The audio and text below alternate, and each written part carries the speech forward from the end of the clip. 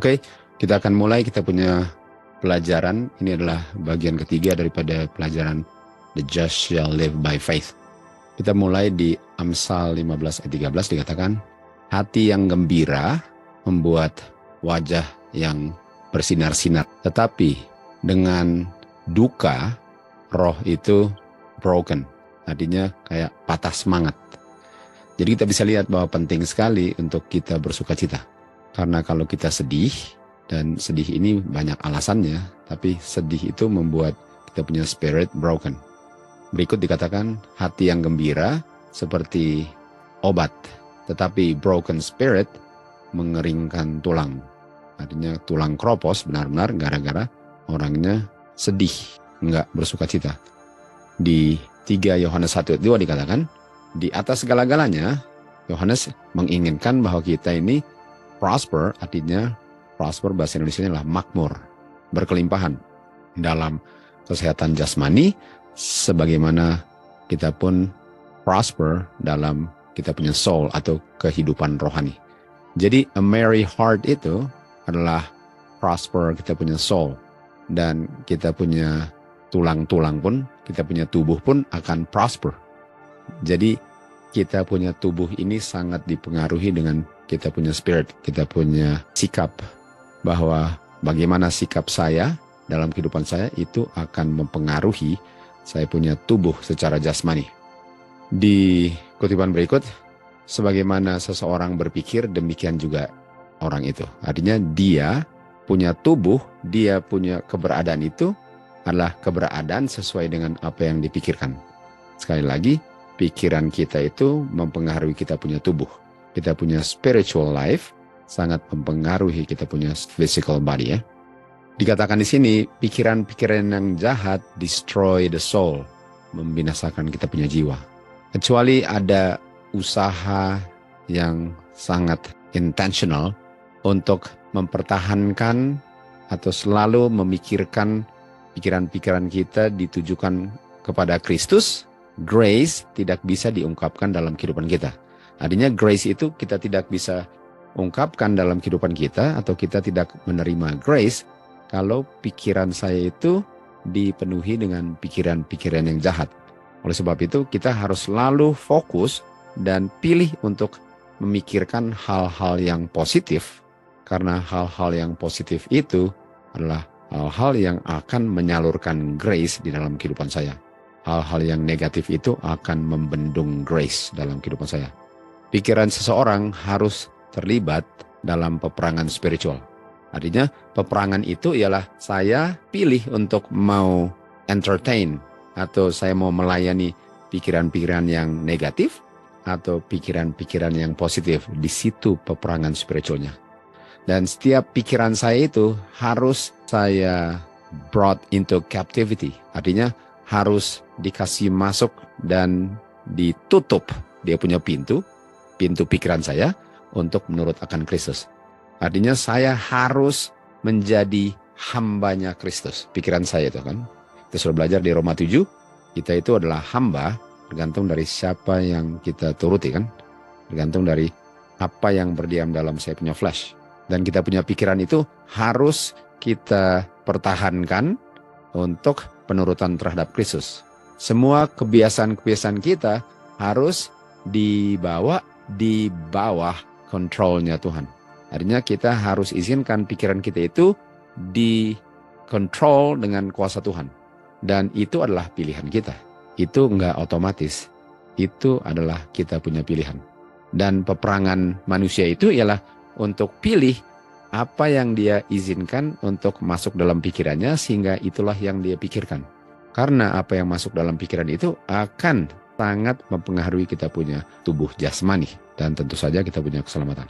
Yang saya mau kasih tunjuk di sini ialah hubungan pikiran manusia dengan tubuhnya. Sangat ada hubungannya. Di letter 1, 2, 3 dikatakan, pikirlah hal-hal yang kudus, yang murni dan yang benar. Karena the security security adalah keamanan, satu-satunya keamanan untuk jiwa manusia ialah kalau yang saya pikirkan itu yang benar, yaitu hal-hal yang kudus. Artinya untuk memikirkan hal-hal yang tidak kudus itu bukan benteng yang membentengi jiwa saya. Jadi pikiran saya itulah yang membentengi saya punya jiwa. Kita punya pikiran itu harmonis dengan pikirannya God, the mind of Christ. Kan? Dan kalau kita punya pikiran selalu difokuskan terhadap Kristus, hal-hal yang kudus, hal-hal surgawi, kita bisa menang atau kita bisa berada di tempat yang lebih tinggi daripada tempat-tempat di mana biasanya kita jatuh dalam penggodaan. Artinya kita bisa luput dari semua penggodaan dan tidak jatuh dalam penggodaan kalau pikiran kita itu kita gunakan untuk memikirkan hal-hal surgawi. Dan hal-hal yang tadi kita baca, yang sedih, yang stres, yang pikir bagaimana gini, bagaimana begitu, dan semua itu nggak akan membendungi kita punya jiwa dari penggodaan sehingga kita sedang membuka pintu untuk jatuh dalam penggodaan. Kalau kita pilih, kita memikirkan hal-hal yang bukan surgawi. Nah, di Yakobus 1 ayat 2 dikatakan, saudara-saudara, perhitungkanlah semua itu menjadi satu sukacita waktu kamu sedang digoda.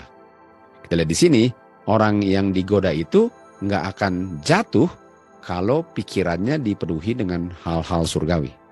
Dan walaupun kamu sedang digoda, perhitungkanlah itu sebagai sukacita. Kenapa sukacita? Nah, apa itu sukacita? Apa itu joy? Kita tahu di Galati 5 ayat 22, joy adalah buah roh. Dan buah roh adalah long suffering. Long suffering adalah panjang sabar. Dan iman itulah buah roh. Artinya, waktu saya digoda untuk sedih dalam hal-hal duniawi, waktu saya digoda untuk cemas dan takut dan khawatir, disitulah saya sedang membina atau Tuhan sedang mau menghasilkan buah roh dalam saya. Karena buah roh itu akan dihasilkan di saat saya pilih untuk pikir hal-hal yang positif, sementara saya sedang digoda untuk jatuh dan memikirkan hal-hal yang negatif. Jadi nggak bisa menghasilkan yang positif kalau saya jatuh dan pilih untuk memikirkan hal-hal yang negatif. Karena itu tidak akan menghasilkan buah roh. Di ayat 3 dikatakan, di mana kamu punya iman waktu digoda sedang diuji, dan iman kamu itu kalau kamu berhasil dalam penggodaannya dengan pilih untuk memikirkan hal-hal yang surgawi, hal-hal yang menyenangkan, memberikan pengharapan, kamu akan sabar dalam kehidupan kamu. Dan sabar adalah buah roh, long suffering. Dan saya punya iman yang sedang diuji itu buah roh. Dan kalau saya pilih untuk pikir hal-hal yang sukacita, walaupun di tengah badai pun, itu semua buah roh. Itu semua adalah buah roh yang dihasilkan kalau saya pilih untuk memikirkan hal-hal yang positif. Itu pilihan. Saya nggak pernah bisa bilang bahwa situasi dan kondisi yang mendikte apa yang saya pikirkan, karena itu saya punya pilihan sendiri. Ayat 4 dikatakan, dan sabar itu akan menghasilkan pekerjaan yang sempurna, di mana saya akan kedapatan tidak berkekurangan suatu apapun. Dan buah roh iman di 1 Petrus 1 ayat 9 ialah the end of your faith. Jadi bagaimana kita punya iman bertambah-tambah? Ialah melalui diverse temptation, melalui hal-hal yang menggoda saya yang Tuhan izinkan untuk menguji iman saya. Apakah saya akan tetap pilih untuk pikir hal-hal yang penuh dengan pengharapan, sukacita, walaupun situasinya berlawanan dengan yang sukacita, disitulah iman saya bertambah. Disitulah buah roh bertambah-tambah. Dan di saat saya memiliki the end of my faith, itu adalah the salvation of your soul, keselamatan jiwa.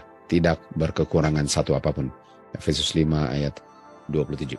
Nah, bicara tentang iman, di 1 Timotius 6 ayat 12 dikatakan, kita fight the good fight of faith.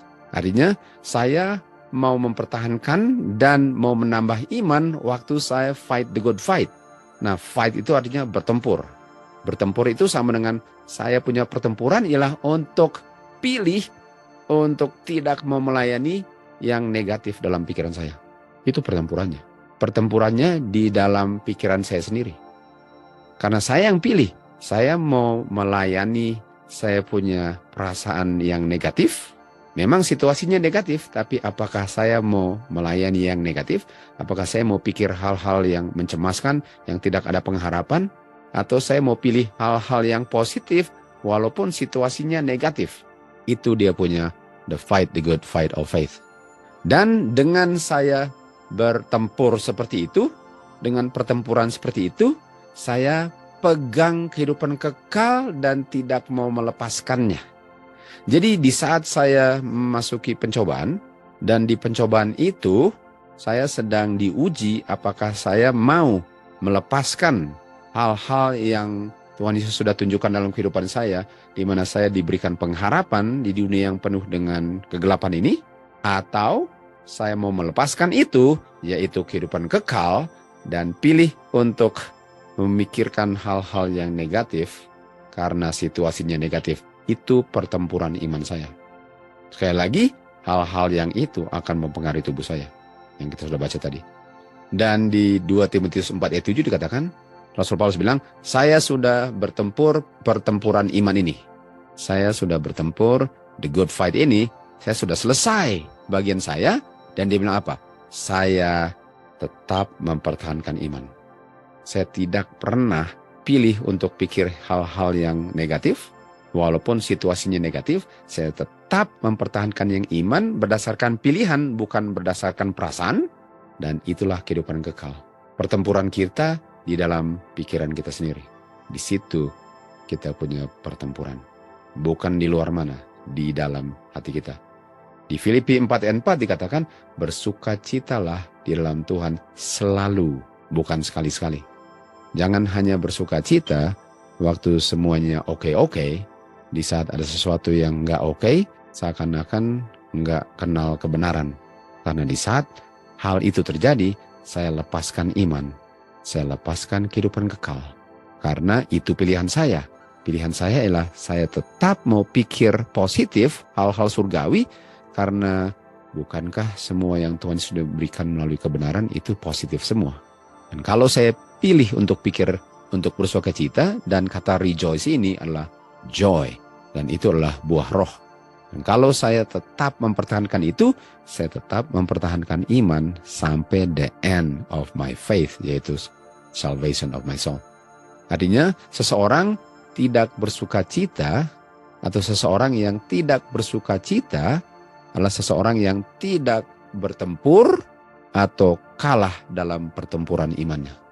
Di saat dia pilih untuk tidak bersukacita, untuk mengeluh, untuk menggerutu, untuk lupa daratan, dia kalah pertempuran untuk keselamatannya. Dia kalah saat itu. Karena dia pilih untuk melayani dia punya daging, padahal itu pilihan. Itu bukan paksaan. Di Wahyu 21 ayat 7 dikatakan, dia yang menang. Artinya dia yang menang pertempuran iman itu akan mewarisi segala-galanya. Jadi janji untuk warisan itu adalah janji yang diberikan bagi orang yang menang. Kita tahu warisan itulah dunia yang baru yang dijanjikan kepada semua yang menang, lalu diulang kembali kepada Abraham, kan?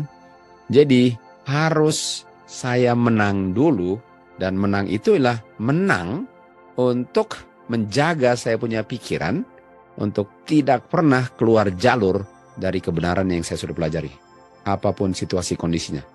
Dan kalau saya menang dalam hal itu, barulah yang dijamin itu atau warisan itu diberikan. Artinya warisan itu adalah hasil sekarang saya menang, bukan menangnya nanti. Saya harus menang sekarang dalam pertempuran itu untuk menerima warisan nanti. Kita tahu semua kutipan ini di Steps to Christ 43 dikatakan, peperangan terhadap diri sendirilah. Dan diri sendiri kita tahu adalah the lust of the flesh, the lust of the eyes, dengan the pride of life. Peperangan melawan diri sendiri. Dan diri sendirinya ialah saya mau melayani saya punya daging atau saya mau fokus akan firman Tuhan. Itu pilihan. Sebenarnya pilihan itu boleh dikatakan bukan pertempuran, Tapi saking daging itu pengen dilayani dan kita nggak melayaninya, itulah sebabnya menjadi satu pertempuran. Dan pertempuran melawan diri sendiri itu adalah pertempuran terbesar. Nggak ada pertempuran soal keselamatan kita yang lebih besar daripada ini, yaitu melawan diri sendiri. Untuk mengalah artinya saya mengalah di mana saya tidak mau melayani daging saya. Di situ saya harus mengalah. Oke, walaupun enak sekali untuk melayani daging, saya mengalah. Saya tidak mau melayani daging. Kita harus mengalah untuk tidak melayani daging. Dan kita menyerah kepada kehendak Bapa, itu perlu perjuangan. Tetapi saya harus berikan diri saya kepada Tuhan, baru saya bisa dibersihkan. Dan itu semua pilihan, itu bukan kebetulan, itu bukan satu hal yang mustahil, karena itu pilihan.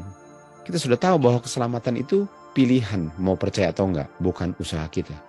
Kalau saya mau berusaha untuk menang, itu mustahil. Jadi kemenangan itu tergantung dari pilihan saya. Nanti kita lihat bagaimana supaya saya pilih itu. Jadi bersukacita di dalam kemenangan adalah hasil melihat diri ditaklukkan. Nah, kalau kita lihat ya, bukankah setiap kali saya menang, saya lebih semangat untuk menghadapi pertempuran yang berikut. Lawannya juga benar. Kalau saya selalu kalah, apakah saya tambah lama tambah ciut waktu menghadapi diri sendiri? Tetapi setiap kali saya menang, dan menang itu apa? Pilih untuk bersukacita. Karena kalau saya pilih, itu menang. Yang saya pilih itu adalah kemenangan. Itu bukan saya pilih untuk menang, lalu saya berusaha untuk menang. Waktu saya pilih untuk menang, itulah kemenangan saya. Dan itu adalah sukacita. Karena waktu saya pilih menang, itulah kemenangan dan itulah sukacita. Jadi sebelum bertempur, saya sudah menang karena saya pilih yang menang. Dan karena sudah menang, saya bersukacita. Walaupun saya sedang menghadapinya, tapi saya tahu saya sudah dapat kemenangan. Karena saya percaya yang Tuhan bilang itu, saya mengharapkan bahwa yang Tuhan bilang akan melakukan apa yang dibilang. Dan saya bergantung kepada apa yang Tuhan bilang sepenuhnya untuk melakukan apa yang dia bilang. 1 Korintus 15:57 dikatakan, Tuhan sudah memberikan kepada kita kemenangan. Sudah. Dan kalau sudah artinya saya sudah menang. Kenapa dan kalah? Karena saya nggak pilih kemenangan itu. Jadi waktu saya menghadapi sesuatu, saya sudah ada kemenangan di tangan saya, kurang mau pilih. Pilihannya mau pilih kemenangan atau mau pilih untuk kalah karena mau melayani daging. Barang siapa born of God, taklukkan dunia, menang. Dan kita punya kemenangan bukan pertempuran kita, bukan. Kita punya kemenangan ialah kita punya iman. Kita punya imanlah. Waktu kita pilih kemenangan yang sudah diperoleh, waktu kita pilih kemenangan, itulah kita punya iman yang pilih itu. Karena kita percaya bahwa yang Tuhan bilang itu adalah saya punya iman, itulah kemenangan saya. Karena Tuhan janji, kalau saya terima melalui iman, itulah kemenangan saya. Dan kalau saya sudah tahu itu, makanya saya selalu bersukacita. Rejoice always in the Lord. Selalu bersukacita. Jadi jangan tunggu di akhir dulu lalu mudah-mudahan bersukacita. Kalau kemenangan itu sudah diperoleh sebelum bertempur. Karena yang bertempur adalah kuasa Tuhan, bukan kuasa saya. Dan setan sudah ditaklukkan. Jadi barang siapa yang menang, dia beriman. Di Markus 9:23 kita tahu ada seorang bapa yang anaknya dirasuk setan. Lalu dia bilang kepada Tuhan Yesus, apakah Tuhan Yesus bisa menolong dia? Lalu Tuhan Yesus bilang kepada dia apa? Kalau kamu bisa percaya, tidak ada yang mustahil bagi yang percaya. Jadi untuk orang yang selalu kalah, artinya dia kalah karena dia tidak percaya. Dan kenapa dia nggak percaya? Karena dia rasa bahwa dia punya daging lebih kuat dari kuasa Tuhan. Itu sebabnya dia nggak percaya bahwa dia bisa menang, karena dia bilang bukan main kuatnya daging saya. Filipi 4:13 dikatakan, saya dapat melakukan segala hal yang benar, kemenangan, melalui Kristus yang memberikan kekuatan bagi saya. Artinya kekuatan itu Kristus punya, dan kekuatan itu kita tahu 2 Korintus 12 ayat 9 adalah grace, the power of Christ. Dan kuasa itu saya peroleh melalui iman. Dan kita tahu Filipi 2 ayat 13, yang bekerja ialah kuasa Tuhan dalam saya.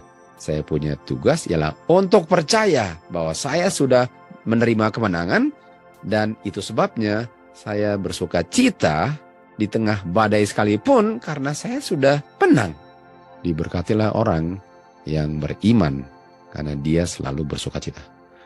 Mari kita lihat the secret of our strength. Artinya apa kita punya rahasia daripada kekuatan kita, di mana kita bisa menang. Di mana secret daripada kita punya strength. Di Filipi 4 ayat 13 dikatakan, saya bisa melakukan semua kehendak Bapa, saya bisa bersuka cita di dalam kemenangan walaupun sedang bertempur, belum selesai, karena Kristuslah yang memberikan saya punya kekuatan. Yesaya 27 ayat 5 dikatakan, peganglah kekuatannya dia. Rentangkan tanganmu, ulurkan tanganmu, dan peganglah kekuatannya.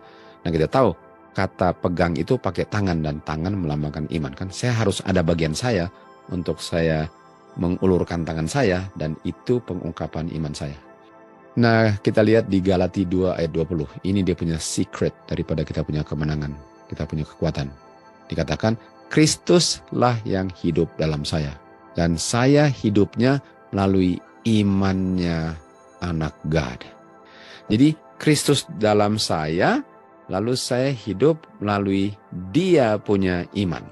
Dia punya iman. Jadi mari lihat tentang Kristus dulu, karena kita butuhkan Kristus punya iman.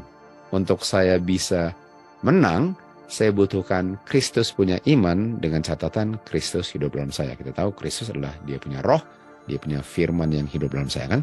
Di Yohanes 16 ayat 33 dikatakan, be of good cheer, atau bersukacitalah, rejoice, bersukacita karena saya sudah berikan kemenangan bagi kamu, sehingga kamu nggak perlu bersusah atau kamu nggak perlu berduka karena kamu saya sudah berikan kemenangan. Makanya be of good cheer. Lalu dia bilang apa? Saya sudah menang, saya sudah taklukkan dunia. Nah saya ini yang taklukkan dunia adalah Kristus yang hidup dalam saya. Artinya yang di dalam saya sudah taklukkan dunia. Jadi waktu saya berhadapan dengan dunia, yang di dalam saya sudah taklukkan dunia, itu sebabnya saya sudah memiliki kemenangan. Karena yang berada di dalam saya, rohnya Kristus, sudah taklukkan dunia. Jadi apa artinya hidup melalui imannya Kristus? Matius 4 ayat 4 dikatakan, manusia hidup dari setiap firman yang keluar dari mulut Tuhan. Manusia hidup, kan? Ini kata hidup kan? Ini di Galati 2 ayat 20 dikatakan, Kristus hidup, lalu saya hidup melalui imannya Kristus. Lalu dikatakan, saya hidup dari setiap firman yang keluar dari mulut Bapa. Nah, kita tahu Tuhan Yesus bukan Bapa. Jadi saya hidup dari firman yang keluar dari mulut Bapa, tapi untuk saya dapat firman-Nya Bapa, saya harus melewati Kristus yang hidup dalam saya punya iman. Karena kita tahu iman diperoleh dengan mendengar. Mendengar akan firman Tuhan. Dan firman Tuhan itu diperoleh melalui imannya Kristus. Dan waktu firman itu disalurkan melalui imannya Kristus, karena Kristus hidup dalam saya dapat firman-Nya. Dan begitulah saya hidup berimannya melalui imannya Kristus. Dan Kristus sudah taklukkan dunia. Dan yang hidup dalam saya sudah taklukkan dunia. Kita lanjut. Artinya manusia akan hidup melalui imannya firman Bapa. Kita lihat di sini di Yohanes 14:10, firman Tuhan itu di dalam Kristuslah yang bekerja. Jadi firman itu yang diperoleh oleh Kristus melalui iman, bekerja dalam Kristus waktu dia menang. Dan Kristus bilang di Yohanes 5:30, saya dari diri saya sendiri nggak bisa bikin apa-apa. Artinya waktu Tuhan Yesus menang, dia menangnya dari firman Bapa yang dia peroleh melalui iman yang berdiam dalam dia. Jadi satu paket semua itu. Firman Bapa yang berdiam dalam dia, melalui dia punya iman kepada Bapanya, itu satu paket hidup dalam saya. Jadi saya membutuhkan Kristus punya iman kepada Bapa, supaya firman Bapa disalurkan melalui imannya Kristus, dan karena Kristus dalam saya terima firman-Nya Bapa. Begitulah saya hidup, namun Kristus yang hidup dalam saya. Waktu dikatakan manusia hidup melalui iman, itu bicara tentang the just shall live by the faith of Jesus Christ. Karena hanya Kristuslah yang bisa connect dengan Bapa. Saya nggak bisa. Jadi untuk ke Bapa harus melalui imannya Kristus. Di 1 Petrus 2 ayat 21 dikatakan, Kristus menderita untuk kita dan meninggalkan contoh bagi kita agar kita mengikuti jejak-jejaknya. Nah, Tuhan Yesus punya jejak apa? Tuhan Yesus kan manusia. Dan dalam kemanusiaannya, dia memiliki iman kepada Bapaknya, dan melalui imannya lah dia terima strength, grace, the power daripada Bapaknya untuk dia bisa hidup berdasarkan firman Bapa dan tidak pernah melayani dia punya human nature, punya daging. Nggak pernah. Dan saya pun yang memiliki human nature bisa bilang hal yang sama dengan mengikuti jejaknya melalui imannya Kristus. 1 Yohanes 5:4, barang siapa born of God, taklukkan dunia. Dan inilah kemenangannya. Nah, kemenangannya ialah melalui imannya Kristus. Kristus menang, dan melalui imannya Kristus. Kalau saya percaya bahwa saya bisa hidup melalui imannya Kristus karena Kristus hidup dalam saya, itulah kemenangannya. Jadi saya punya bagian inilah untuk percaya. Di saat saya percaya, otomatis saya hidup melalui imannya Kristus. Saya punya langkah ialah percaya. Dan di saat percaya, Roh Kristus berdiam dalam saya, otomatis saya hidup dari firman-Nya Bapa. Jadi ini semua soal pilihan. Nah, sebelum pilihan kita harus mengerti dulu. Karena kalau orang nggak mengerti, dia nggak tahu apa yang dia harus lakukan. Tapi kalau dia mengerti, kemenangan sudah diperoleh kalau saya pilih untuk hidup berdasarkan firman Tuhan. Dan kalau saya percaya, Roh Kristus berdiam dalam saya. Di Wahyu 3 ayat 20 dikatakan, Roh Kristus mengetuk pintu, dan kalau saya buka, saya terima, saya bilang saya mau hidup sesuai dengan itu. Itulah kemenangan saya. Itu semua pilihan. Saya punya iman yang menentukan saya punya keselamatan. Kita baca di Signs of the Times, Bapa dan Anak dalam konsultasi mengambil keputusan bahwa Kristus harus datang ke dunia sebagai bayi dan hidup kehidupan manusia, dan harus hidup dari anak-anak sampai dewasa, dan harus menghadapi pencobaan-pencobaan yang kita semua sebagai manusia harus mengalami hal yang sama. Dan pada waktu yang bersamaan, dia harus hidup tanpa dosa, agar dia bisa memberikan contoh bagaimana manusia bisa hidup seperti dia juga.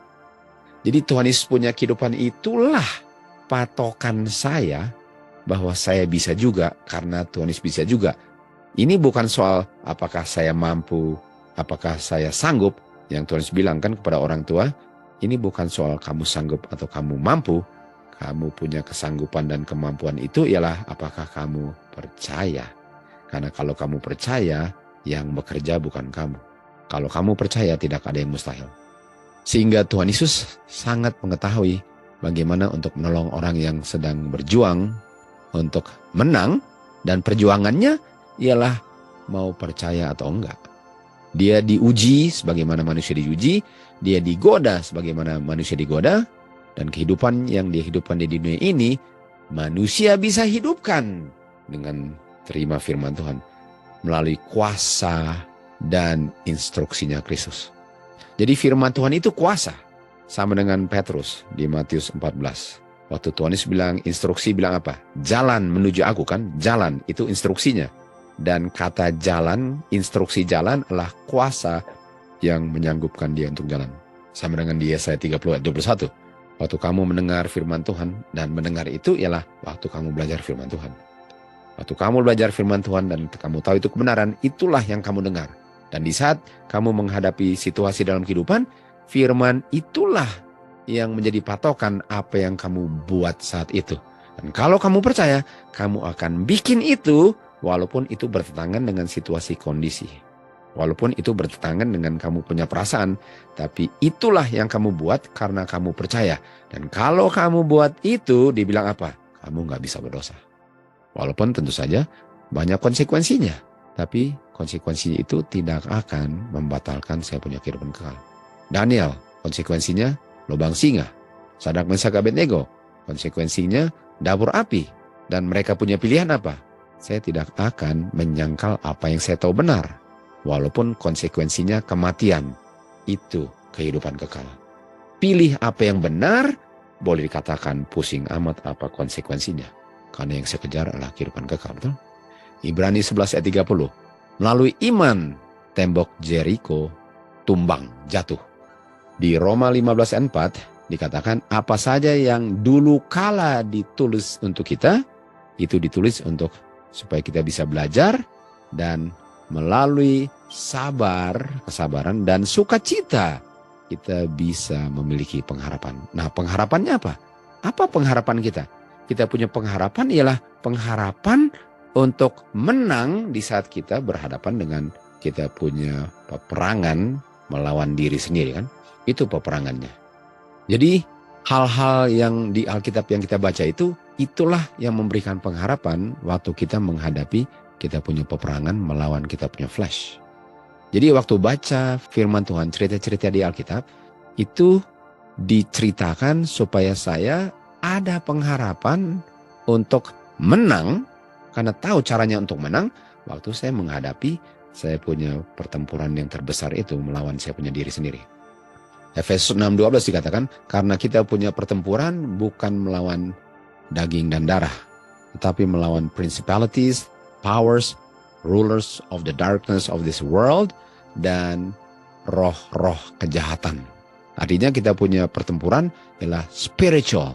Inilah peperangan spiritual. Melawan diri sendiri itu peperangan spiritual. Di 2 Korintus 10 ayat 3 dikatakan, kita tidak bertempur melawan daging. Karena inilah pertempuran spiritual, artinya kita harus memiliki alat pertempuran spiritual. Dan kita punya alat pertempuran spiritual ini adalah mighty through God, kuasa Tuhan. Artinya waktu saya sedang berhadapan dengan saya punya pertempuran lawan daging, jangan bergantung dengan perasaan saya udah pasti kalah. Karena perasaan saya itu adalah daging, dan bagaimana daging mau kalahkan spirit, sesuatu yang spiritual. Saya harus gunakan firman Tuhan. The words that I speak unto you, they are spirit. Saya harus gunakan firman Tuhan dan percaya akan firman Tuhan bahwa seperti apapun yang saya rasakan, seperti apapun saya punya feeling, bukan itu yang mendikte siapa menang atau kalah. Saya punya iman regardless apa yang saya rasa. Jangan saya punya perasaan yang mendikte siapa yang menang. Harusnya saya punya iman. Percaya nggak Tuhan bilang menang? Percaya nggak bisa jalan walaupun di atas air dan sedang badai? Kalau saya pikir badai, sudah pasti tenggelam. Bukankah yang kasih jalan, bukan saya punya carnal, bukan saya punya tubuh. Yang kasih jalan adalah kuasa spiritnya Tuhan. Dan kuasa Tuhan ini adalah kuasa alat pertempuran saya untuk berperang melawan saya punya spiritual warfare, yaitu melawan saya punya keinginan daging. Dia akan pull down stronghold. Nah, pull down stronghold itu sama dengan kasih tumbang dia punya tembok-tembok yang kuat itu. Tembok-tembok yang kuat ditumbangkan dengan firman Tuhan hanya karena saya percaya firman Tuhan sanggup. Bagian saya pilih. Dan casting down imagination. Casting down artinya menumbangkan dan membuang imajinasi-imajinasi di dalam pikiran saya yang saya mau layani untuk bisa hilang. Jadi pikiran-pikiran itu bisa ditaklukkan dengan iman kepada firman Tuhan yang taklukannya. Every high thing, hal-hal yang tinggi yang meninggikan dirinya terhadap the knowledge of God. Nah, kita bahas itu nanti. Artinya, dan kita bawa dan perbudak semua pikiran-pikiran itu, kita kasih masuk ke dalam penjara dan ditawan oleh kuasa Tuhan sehingga saya menurut Kristus, bukan menurut akan saya punya keinginan daging.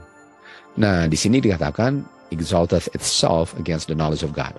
Artinya, hal-hal dalam pikiran saya yang bertentangan dengan the knowledge of God itu harus ditumbangkan dengan iman.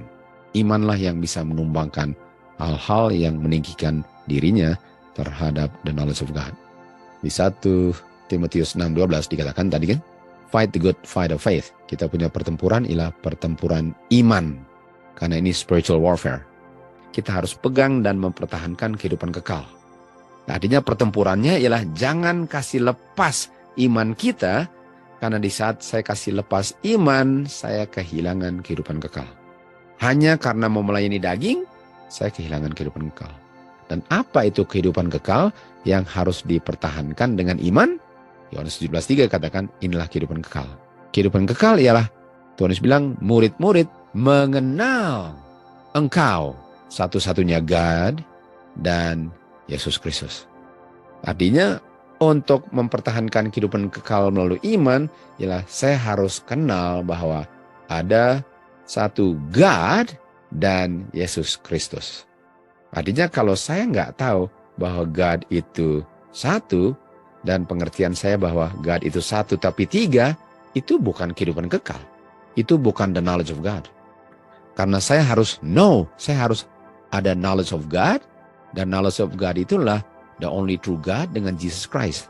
Jadi hal-hal yang membuat saya tidak percaya itulah yang harus ditaklukkan oleh iman. Untuk mempertahankan kehidupan kekal ialah untuk memiliki the knowledge of the only true God dengan Jesus Christ. Itu dipertahankan melalui iman. Dan Jesus Christ dengan the only true God, kita lihat di 1 Korintus 8 ayat 6. Ada satu God, dan satu God itu the Father. Rasul Paulus nggak bilang ada satu God, the Father, the Son, dengan the Holy Ghost. Itu bukan the knowledge of God. Karena di ayat 7 dikatakan, nggak semua orang memiliki knowledge ini, di mana cuma ada satu God yang adalah Father, dan satu Lord Jesus Christ. Nggak semua orang tahu ini. Artinya fight the good fight of faith itu ialah untuk mempertahankan kehidupan kekal, dan kehidupan kekal itu ialah tahu bahwa ada satu God dan satu itulah Father, dan ada satu Lord Jesus Christ, anaknya Father. Itu dan knowledge of God. Dan untuk tidak memiliki knowledge itu, saya tidak memiliki kehidupan kekal. Karena kehidupan kekal itulah pengetahuan akan kebenaran itu. Dan sangat disayangkan, nggak semua orang memiliki pengetahuan ini. Di ayat 7 dikatakan. Tuhan Yesus bilang kepada Petrus, menurut kamu, Tuhan Yesus bilangnya kepada murid-murid ya, menurut kamu, saya siapa? Saya siapa? Kamu kenal saya sebagai siapa? Nah, Petrus yang jawab, engkau adalah Kristus, anak God yang hidup, anaknya Bapa. Dan kita tahu Tuhan Yesus setuju karena dia bilang, diberkatilah kamu Simon Barjona, karena bukan flesh dengan blood yang ungkapkan kepada kamu, tetapi Bapakku di surga. 1 Yohanes 4:15, roh Bapa berdiam dalam kamu yang ungkapkan kebenaran itu. Jadi bagaimana caranya untuk kita punya kehidupan kekal dipertahankan? Harus bersukacita. Kenapa bersukacita? Kenapa nggak bersukacita kalau saya sudah diberikan kemenangan sehingga semua penggodaan nggak perlu menghasilkan sesuatu yang menyedihkan kalau sudah dijamin kemenangan, sehingga rejoice always in the Lord. Bersukacita selalu. Dan bersukacita selalu itu karena Kristus, anaknya Bapa, punya iman kepada Bapanya, melalui mana saya bisa memperoleh iman, itulah saya punya kemenangan. Saya punya kemenangan lah melalui anaknya Bapa yang menerima segala-galanya dari Bapanya. Makanya harus tahu knowledge of God, karena dia punya saluran ialah Bapa ke anak, ke saya. Bukan God yang namanya Bapa ke God yang namanya anak, walaupun bukan Bapa dan anak, lalu ke saya. Bukan begitu. Itu nggak ada kemenangan di situ.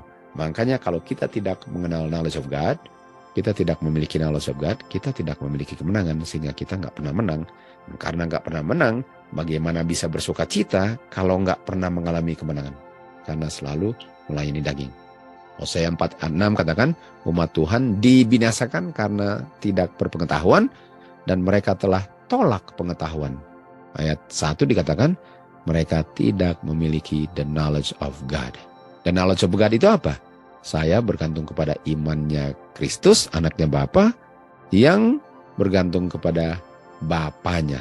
Itu knowledge of God. Dan itulah dia punya victory. Itulah kemenangannya. Saya harus percaya itu. Saya harus ada iman terhadap itu. Dan kalau iman saya bukan itu bukan kemenangan.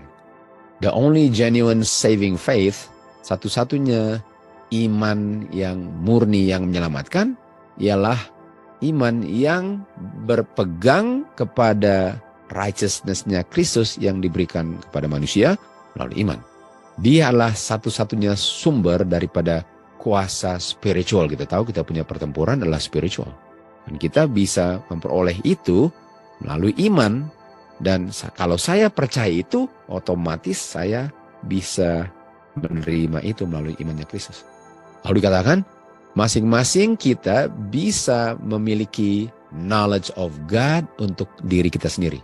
Jadi, iman yang menyelamatkan, yang menerima power untuk menaklukkan kita punya spiritual warfare, itu adalah knowledge of God yang kita sendiri harus miliki dan harus memiliki iman di dalam Yesus Kristus yang Bapa kirim. Nah, bicara tentang Bapa kirim kan, yang Bapa kirim. Artinya, Bapa kirim anaknya.